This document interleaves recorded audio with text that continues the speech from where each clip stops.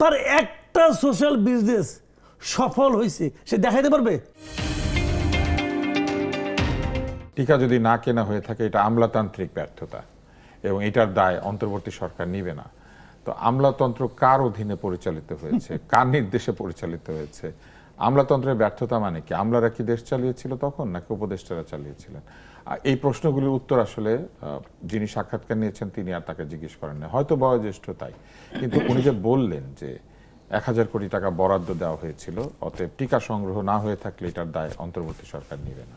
তো অন্তর্বর্তী সরকারের তো স্বাস্থ্য বিভাগে উপদেষ্টা ছিলেন, সহকারী উপদেষ্টা ছিলেন, তারা স্বাস্থ্য বিভাগে বহু লোককে নিয়োগ দিয়েছিলেন দলীয়করণের কথা বলে, যে সব ভালো লোক নিয়োগ দিচ্ছেন এরকম দিয়েছিলেন।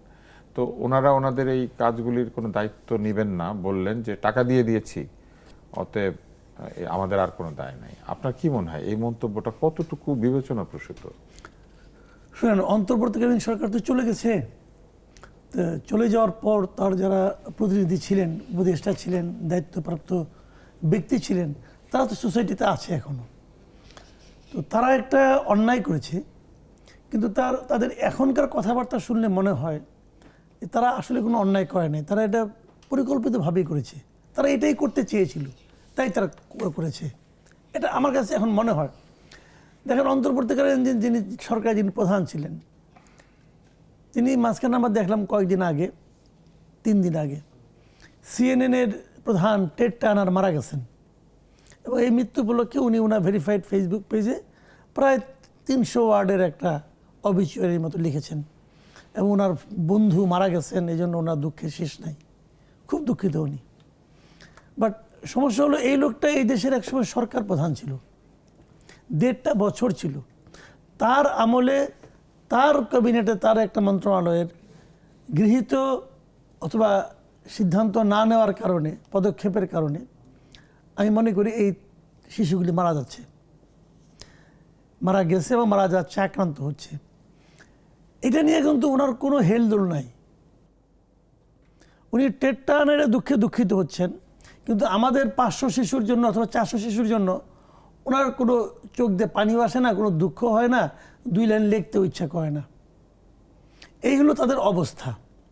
এখন ওনারা এই বলতেছেন যে আমি টাকা দিয়েছি, উনি বলতেছেন আমি কেনার জন্য প্রকিউরমেন্ট ল অনুসরণ করার চেষ্টা করেছি, যাতে নাকি দেশের ক্ষতি কম হয়, টাকা পয়সা যাতে ঠিক মতো সদ্ব্যবহার করা হয়, ইন্টারন্যাশনাল টেন্ডার করবেন না, কী করবেন, এগুলো ভাই আপনারা সবই করেছেন।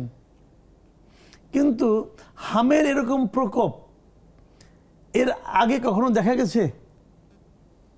তাহলে এখন যে দেখা যাচ্ছে এটা কিন্তু গত 3 মাসের কারণে না, 3 মাসের পূর্ববর্তী 1 বছরের কারণে। কারণ টিকাটা তো ওই সময় দেওয়া হয়নি। তাহলে এই যে প্রকোপটা হলো, এটা হলো কেন? এর দায়টা কিছু তো একটা ঘটেছে এই সময়ে, অথবা কিছু একটা ঘটে নাই, কিছু একটা অনুপস্থিতি ছিল, যে কারণে এই কাজটা, এই ঝামেলা আমরা পড়েছি। এই অনুপস্থিতিটা কার আমলে হয়েছে? আপনার আমলে হয়েছে। আপনি টাকা দিয়েছেন কি দেন নেই, আপনি কিনেছেন কি কিনেন নাই, কি করছেন কি না করছেন, এটা আপনারা জানেন ভাই। আমার কথা হলো, আমি নেট রেজাল্টটা কি পেলাম, নেট যে রেজাল্টটা পেলাম, এই রেজাল্টের দায় কি আপনারা নেবেন না? এটা তো আপনাদের সময় ঘটনা। সংখ্যা বলছে যে 2023 থেকে 2025 পর্যন্ত প্রত্যেক বছরে হামে আক্রান্ত রোগীর যে রিপোর্ট হয়েছে, এটা 200 থেকে 400-র ভিতরে সারা বাংলাদেশে। সেখানে এই বছর এটা ছাড়িয়ে গিয়েছে 50,000-এর বেশি, তাহলে এটা 60,000-এর দিকে গিয়েছে। অনেক কেস আনরিপোর্টেড থাকে, এটা একদমই স্বাভাবিক। অনেক সামান্য হাম হয়ে সেরে যায়, অনেকে সেরে গিয়েছে বলে হাসপাতাল পর্যন্ত আসে না, নানানভাবে। সবার একই ধরনের আক্রমণ হয় না, মানে সবাই মারাত্মক অবস্থায় চলে যায় না। তো এই 2 থেকে 400 কেস, এবং ধারণা করা হচ্ছিল যে বাংলাদেশ ধীরে ধীরে হামকে সম্পূর্ণ প্রতিরোধ করে ফেলতে পারবে, কেস পাওয়া যাবে না খুঁজে। সেইখানে এই বছর এইভাবে ভয়ঙ্করভাবে হাম ফিরে এসেছে, এবং এইটার দায় দায়িত্ব তারা কেউই নিচ্ছেন না। এবং প্রধান উপদেষ্টা একটি পোস্ট দিয়েছেন, সেখানে উনি বলেছেন হাই লেভেল আলোচনা চলছে বাংলাদেশের স্বাস্থ্য ব্যবস্থাকে উন্নত করার জন্য এবং স্বাস্থ্য ব্যবস্থাকে সামনে এগিয়ে নিয়ে যাওয়ার জন্য, এবং তিনি বিদেশিদের সাথে কি আলাপ টালাপ করেছেন সেটার পোস্ট তিনি দিয়েছেন। কিন্তু উনি হাম সংক্রান্ত বিষয়ে একটা শব্দ উচ্চারণ করেন নাই। মানে ইংরেজিতে হামিং শব্দের অর্থ হচ্ছে গুনগুন করা, একটু সামান্য শব্দ করা। তো হি ইভেন ডিডন্ট হামড ফর, সে হামিও করে না, ওটাও করে নাই। ভাই আমি একটা কথা বলি, বললো তো আপনি আমার বলেন যে আমার মুখ খারাপ। আমার মুখ খারাপ আসলে। এই লোকটা বাংলাদেশের মানুষকে মানুষই মনে করে না, আগেও করতো না, মাঝের 1.5 বছরও করে নাই, এখনো করে না, করতো না। আপনার এই মন্তব্যের কারণ কি? এই মন্তব্যের কারণ হলো এই দেশের মানুষের প্রতি ওনার আগে যে অবহেলাটা ছিল। আমরা আগে কিন্তু বলতাম আমাদের এখানে ঝড় বৃষ্টি বন্যা হয়, আমাদের এখানে শেখ হাসিনার শাসন চলে, অপশাসন চলে, কোনো দিনই ওনার কিছু বলেন নাই, কোনো দিনও কিছু বলেন নাই।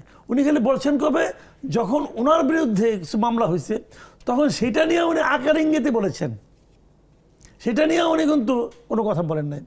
কারণ ওনার যখন পার্সোনাল লেভেলের চাপটা আসছে তখন 2-1 জায়গায় কথা বলছেন, এছাড়া কখনো বলেন নাই।